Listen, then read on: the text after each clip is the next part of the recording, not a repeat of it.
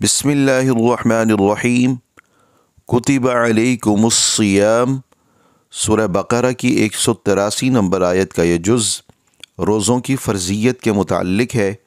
कुतिबा लिख दिया गया या कहेंगे कि फ़र्ज़ कर दिया गया, अलैकुम तुम पर, अलैकुम तुम पर, कुतिबा अलैकुम तुम पर फ़र्ज़ कर दिया गया, अस्सियामु रोज़े, अस्सियामु रोज़े, कुतिबा अलैकुमुस्सियाम तुम पर रोज़े फ़र्ज़ कर दिए गए, तुम पर रोज़े लिख दिए गए, फ़र्ज़ कर दिए गए। रोज़ा एक मजहबी फ़रीज़ा है और जिस्मानी इबादत है। रोज़ा इंसानी फ़िक्र को पाक करता है क्योंकि गीबत, हसद और मनफी बातों के बहुत से असरात ज़ुबान छोड़ चुकी होती है। सिगरेट नोशी और दीगर आदात बद को छोड़ने में इससे मदद मिलती है। शुगर कंट्रोल करने में मदद मिलती है। कोलेस्ट्रॉल का लेवल मुतवाज़िन होता है। खाना पीना जब हमने छोड़ दिया तो जिस्म खुद ब खुद अपने आप को डिटॉक्स करता है और इससे जहरीले मादे जहाँ पे कम होते हैं वहाँ मेटाबॉलिज्म भी मुतवाज़िन हो जाता है।